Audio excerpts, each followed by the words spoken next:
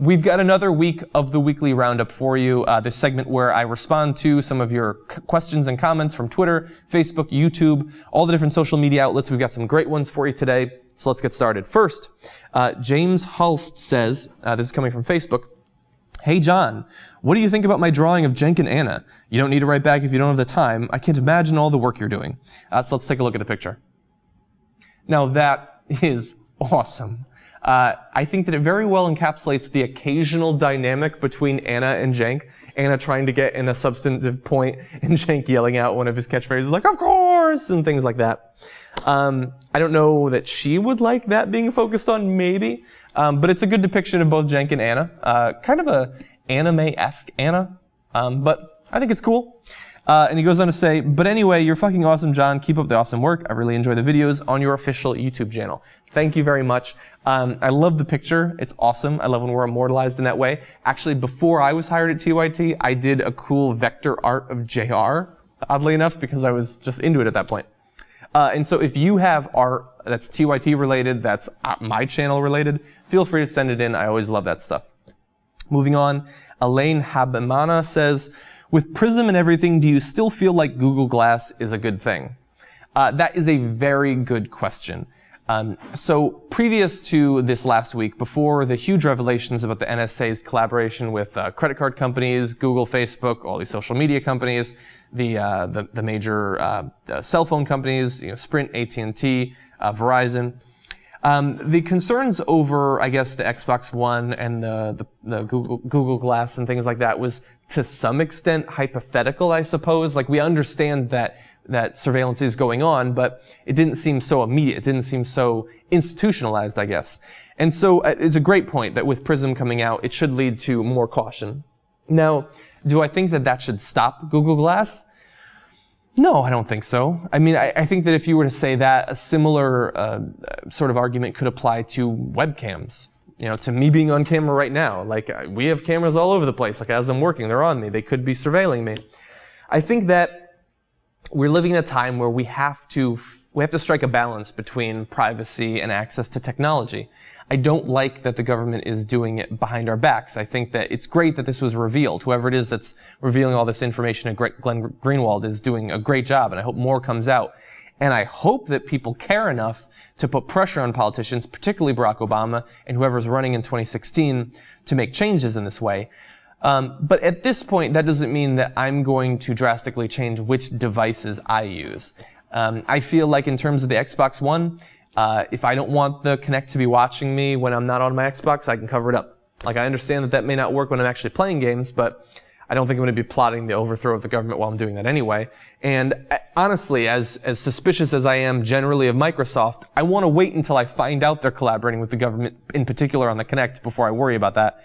And look, I have to play video games somewhere. It's just a little dig at the console wars. I understand that other consoles do not have that. But look, we have to use technology. Sometimes we're going to be on camera. So I'm going to watch out to the extent that I can. But I do like technology. We're marching towards the future, and that's pretty much how it is. Speaking of marching towards the future, so then I said on Twitter, we were talking about electric cars. I was reading Revenge of the Electric Car, the great documentary on Netflix. He says, "Test drove the Model S Performance a few weeks back. The car is sick, 0 to 80 in about 5 seconds. Shit."